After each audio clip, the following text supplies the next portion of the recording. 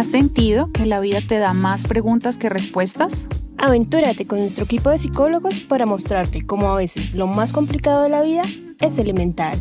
Bienvenidos y bienvenidas a Elementalmente. Saludos a todos los oyentes de Elementalmente. Mi nombre es Margarita Villota y me acompaña Carlos Converse. Bueno, y como ustedes lo pidieron, el día de hoy vamos a hablar sobre las temidas crisis. Así que, Carlos, cuéntanos, ¿qué es una crisis para ti? Bueno, a mí me gusta hacer la similitud de la crisis como si uno se cayera en un hueco profundo donde pues mires hacia donde mires hay paredes y la salida, que sería la parte de arriba, está tan lejos que las personas que tratan de ayudar no se alcanzan a escuchar desde abajo. Ok. Entonces, pues obviamente uno no puede pensar de forma racional, las emociones se exacerban y es fácil perder el control y pues no escuchar a los demás. Pero ¿cuál sería la definición como tal? Bueno, a ver, yo creo que tienes muchos puntos ahí que se pueden asemejar a la definición, esta sensación de descontrol, de indefensión. Pero cuando hablamos de crisis psicológicas específicamente, estamos hablando de un proceso de desajuste y de desorganización. Un momento en el que perdemos completamente la noción de las cosas, bueno, a veces más completamente que otras, ¿no? Porque depende mucho Sí, de la crisis y del tipo de crisis. sí, hay como grados, ¿no? Exacto, o sea, no es lo mismo, pues, no sé, una crisis desatada por perder un familiar que por el estrés, o bueno, puede llegar a ser lo mismo de acuerdo al estilo de afrontamiento de alguien, bueno, pero puede variar mucho. Sin embargo, es un momento en el que perdemos la noción de las cosas y no tenemos mucho control de nosotros mismos. Especialmente las crisis nos juegan en contra cuando se ha acumulado el estrés durante tiempo y atrás y a veces son desatadas por un evento, bueno, casi siempre son desatadas por un evento específico. Sí, claro. Yo recuerdo que el Eric Erickson habló de estos momentos vitales o los momentos específicos que tú mencionas, que son pues los momentos que ocurren y que están fuera de nuestro control y que pues no podemos escapar de ellos, como la muerte de un familiar o algo por el estilo.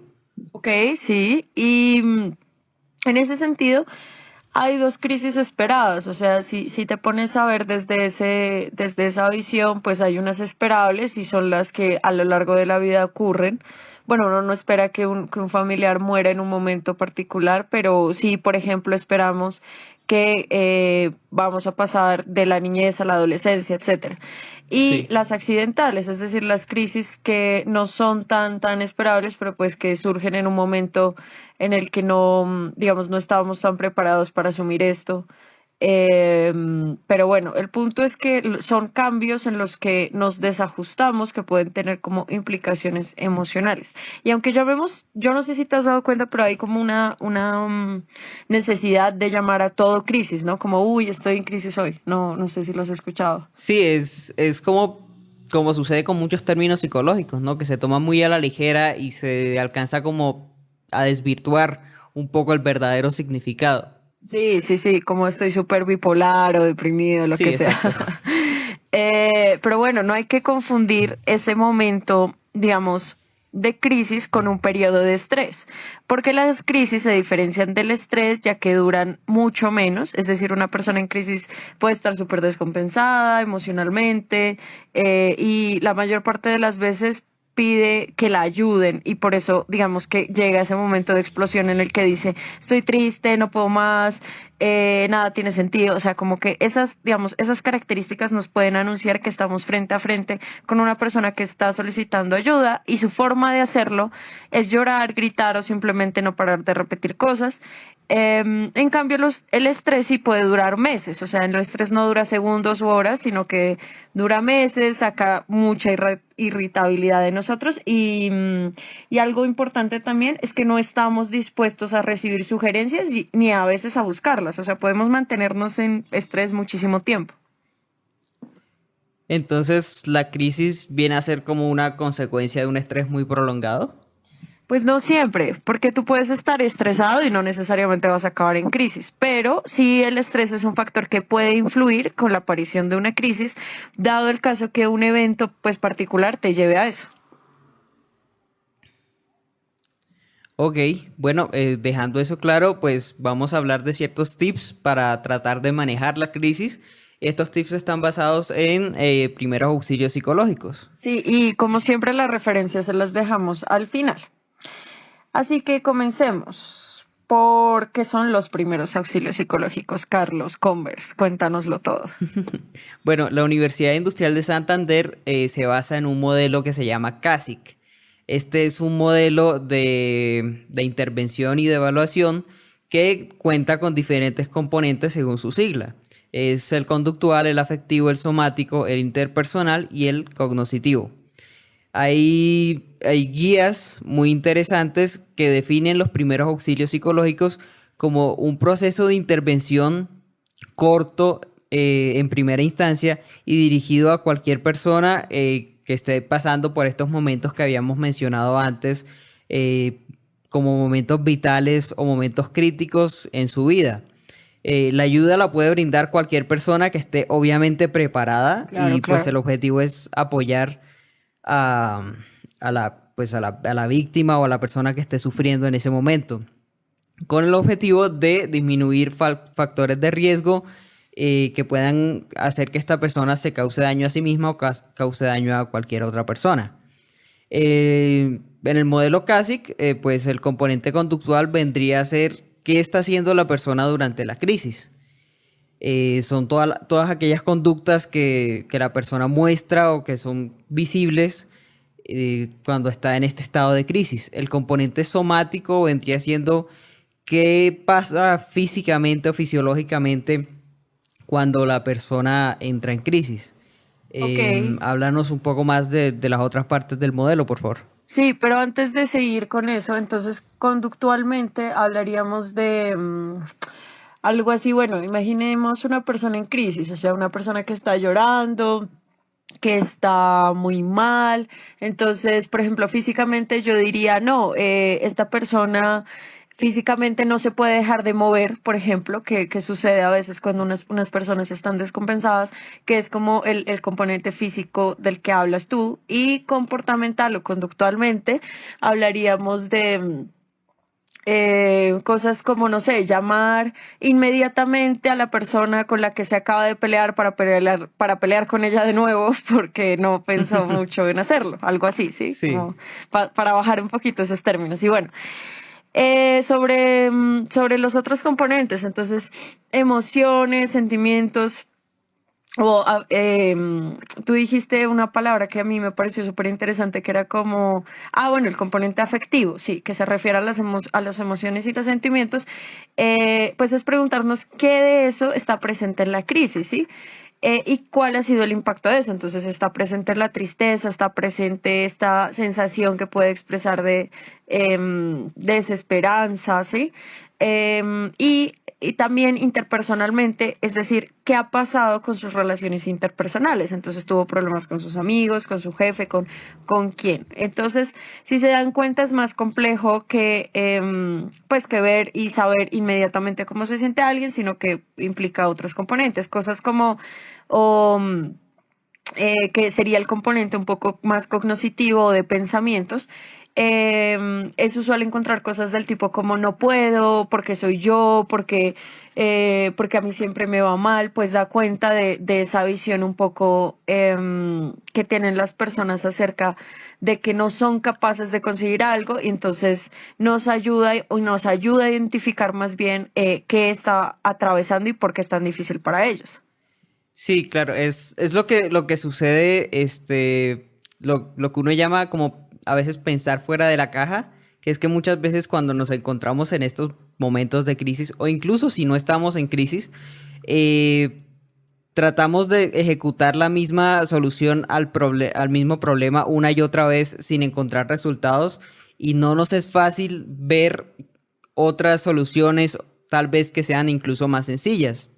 Y Sí, otro sí, sí. factor, y otro factor es, como mencionábamos en podcasts anteriores, que a veces los seres humanos por sobrepensar las cosas sufrimos más por cosas que no han pasado o que puede que no lleguen a pasar que por las situaciones puntuales del presente.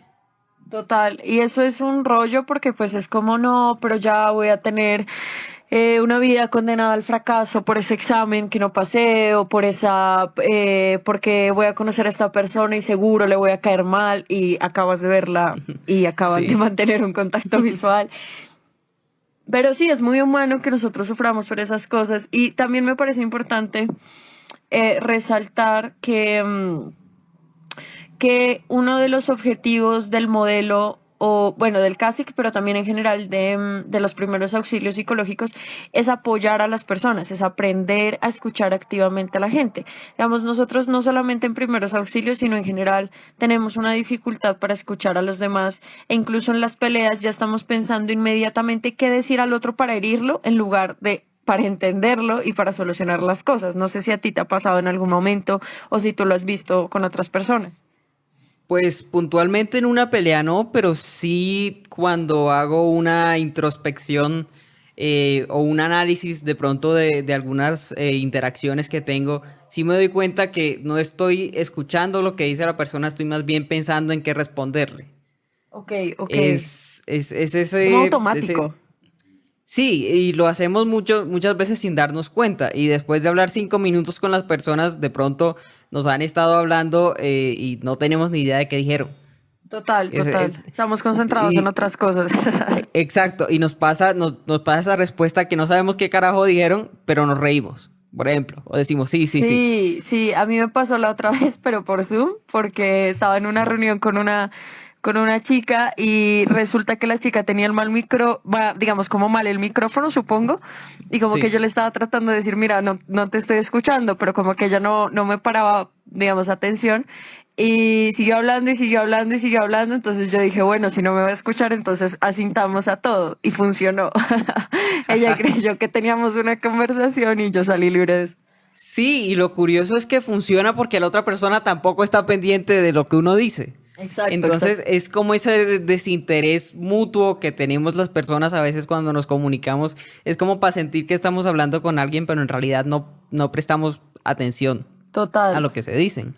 Sí, Entonces, sí. esto puede pasar en una conversación cotidiana, pero imagínate si estamos lidiando con un problema emocional de otra persona y de plano ya no sabemos cómo reaccionar. O sea, es de pronto menos la atención que le vamos a prestar, la atención activa o la escucha activa de la que tú hablaste, porque por mucho que la escuchemos, a veces no sabemos nada, no tenemos nada que decir, no sabemos cómo reaccionar. Sí, exacto. Y es que eso no es, digamos, gratuito, porque hemos crecido, al menos las personas que hemos crecido en Colombia, en una cultura emocionalmente invalidante. ¿Eso qué quiere decir? Que a uno desde chiquito siempre le enseñan que no tiene derecho a sentirse mal. Ay, pero ¿cómo va a llorar si todos los niños no lloran? O mire ese niño que no llora, como usted no llore, o a esa niña que no llora.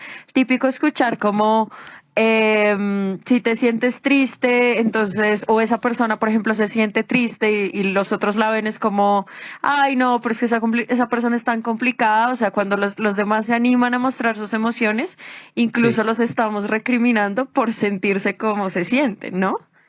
sí, sí, sí, suele suceder. Como si fuera un asunto de debilidad o algo así, no sé, es interesante cómo llegamos a ese punto y pues es una crianza y una forma de abordar las emociones de hace años. Entonces, yo creo que el tema de los primeros auxilios psicológicos no solamente es útil, sino también es un poco un poco transformar nuestras prácticas porque uno no necesita esperar a que alguien esté en crisis para entender que es necesario escuchar cómo se siente o es Claro. necesario abrirse pues a cómo se siente. Yo me recuerdo una frase que escuché hace mucho tiempo en un conversatorio donde se decía, tú no necesitas ser el otro para sentir su dolor, porque tú has sentido dolor también, entonces como que Sí, piensa en cómo tú te has sentido, ¿no? sí, Em, sí. y bueno, o sea, Y sí, dime. no, pues me parece muy válido esto que tú acabas de decir de la forma de crianza o la forma cultural en la que vemos las emociones, porque en ese mismo sentido a veces no entramos en contacto con nuestras propias emociones y pues menos vamos a saber manejar las emociones de los demás, si no podemos manejar las nuestras propias. Total. Y yo creo que es como cosas, o sea, hay cosas que no se deben hacer si alguien cae en crisis, que también es importante. Eso de ya cálmate, no es para tanto, o incluso con una vez unos conocidos decían, no, pero es que yo le dije a esa persona que estaba mal, ¿cómo así que estás mal con eso cuando hay gente muriendo por COVID ahora mismo? Entonces yo le decía, ok, o sea, no lo hiciste también tampoco, porque aunque haya problemas de problemas, pues no va a ayudar o no va a hacer sentir mejor a alguien saber que otros sufren y ya, ¿no? O sea, como que el No, dolor es claro, muy subjetivo. Sí, es muy subjetivo y hay que saber dimensionar. O sea, de pronto para ti el problema del otro no lo veas tan grave porque no lo estás sufriendo tú.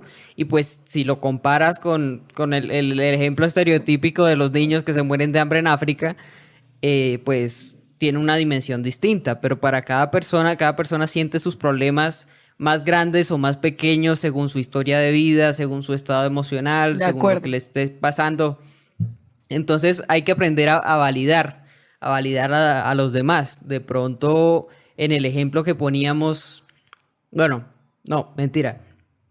Eh, tenemos que aprender a que, como mencioné antes, cada persona mira las cosas distintas y así nosotros pensemos que su problema no es tan grave o que tiene una solución sencilla o que hay peores problemas y que de pronto nosotros hemos pasado por cosas peores. Tenemos que validar y tenemos que decir, ok, está bien, te entiendo.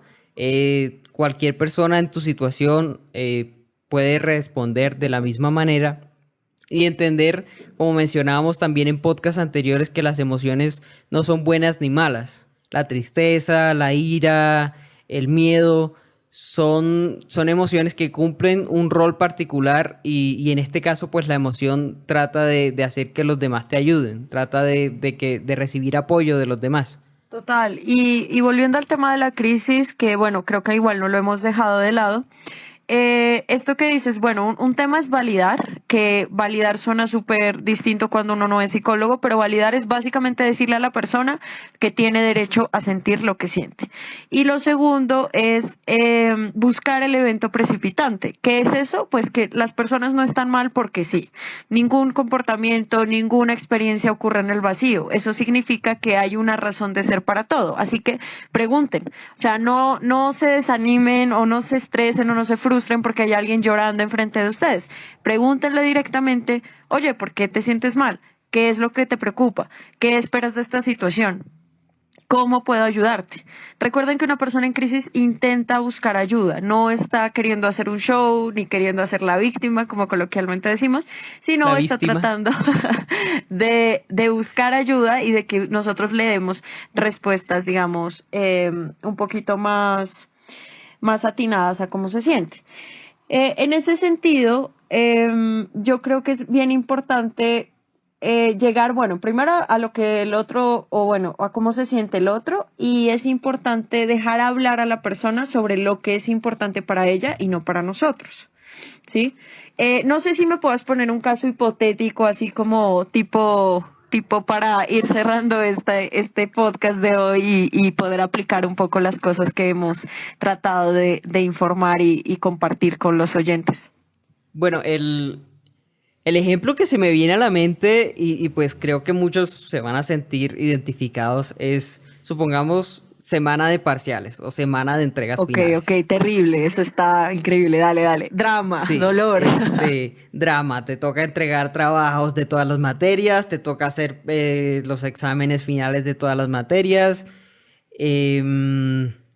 Entonces, esa situación, esa presión puede causar una descompensación en una persona De bastante acuerdo. fuerte, ¿no? De acuerdo. ¿Y qué sería lo primero que hay que decirle a esta persona que está muy mal por la semana de parciales?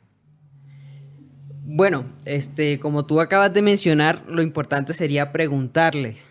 Si ves a una persona en crisis, llorando en una esquina, y pues tú sabes que estás en semana de parciales, lo más importante sería preguntarle primero, ¿qué pasó? ¿Por qué estás Ok. así? ¿Por qué lloras? ¿Qué pasa? Porque si bien puede ser todo este contexto universitario o escolar de la semana de parciales, puede que haya otros problemas que esa persona tenga en su casa y que no necesariamente esté llorando porque se siente muy estresado por la universidad. Sí, sino puede ser porque que la hay... universidad sea la excusa, porque es el evento precipitante, Exacto. pero no necesariamente puede ser el centro de todo, o puede que sí también, ¿no? O sea, no lo sabemos hasta Entonces, preguntarle.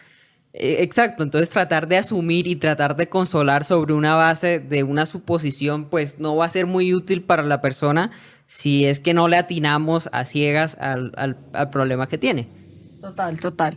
Y yo agregaría, bueno, si la persona nos dice algo así como, no, llevo tirándome 2 parciales y este es el definitivo, porque siempre hay como pensamientos muy, bueno, o sea, puede que sea el definitivo, pero a veces el pensamiento en crisis es muy catastrófico, eso quiere decir, y bueno, catastrófico y hay una visión de túnel súper fuerte y es como, no puedo, no soy capaz, nada me sale bien, siempre me pasa a mí, las cosas van a empeorar, ¿sí? Como unos pensamientos un poco difíciles de, digamos, de entender, pero entonces no nos preocupemos por decirle cosas como, no, estás haciendo un drama, es un parcial, no. Hay algo así como validarlo, que como tú dijiste, es como, entiendo que esto es difícil para ti, entiendo que tirarse 2 parciales de seguido es un rollo, es complejo, pero piensa qué puedes hacer, qué pasa si organizas más tu tiempo, no sé, como buscar o ayudarle a buscar a esa persona salidas posibles que no es capaz de ver en este momento porque está atrapada, como nos dijo Carlos al principio con la metáfora de que no ve salidas por sí misma. Sí, sí, es muy importante y pues lo que tú mencionabas anteriormente de validarlo, la validación, la escucha activa, saber exactamente por qué se siente así y a partir de ese conocimiento previo, pues validar su estado emocional, Y sus proponerle reacciones, opciones. Yo creo que esas exacto, dos cosas validar están cómo se ahí. siente y tratar y ayudarlo a ver otros caminos, otras soluciones alternativas que no está viendo. Sí, y seguro ustedes se preguntarán, bueno, ¿y qué pasa si hay una persona que ustedes perciban que quiere quitarse la vida o hacerse daño? O sea, ¿qué hacer en esos momentos? Algo muy puntual, no sé si nos puedas compartir un tip muy puntual para esto, Carlos. Bueno, lo que se recomienda es preguntarle a la persona directamente si ha pensado en hacerse daño. Muchas veces tenemos miedo porque este no es un tema fácil de manejar, pero debemos tener en cuenta que hacer la pregunta puede salvarle la vida a alguien. Entonces, tratar de estar en esos momentos y estar conectados de forma afectiva y pues si la persona contesta que sí, tener presentes números de apoyo, de urgencias, de familiares, para tratar de buscar una red de apoyo para esta persona y que no se sienta sola en esos momentos tan difíciles. Total. Y yo creo que es también un tema de que nosotros pensamos que porque no pasa o no nos ha pasado a veces de cerca, el suicidio no existe o porque no se habla. Eso también pasa con temas polémicos como el abuso sexual infantil. Pero el hecho de que no se hable no significa que no existe y que no esté cerca de nosotros. Y que es importante preguntarle a la persona cómo se siente directamente y no solamente pues pensar que no es capaz de hacerlo o que está haciendo un dramático, etcétera. Y buscar ayuda, ¿no? Yo creo que eso es muy, muy importante también.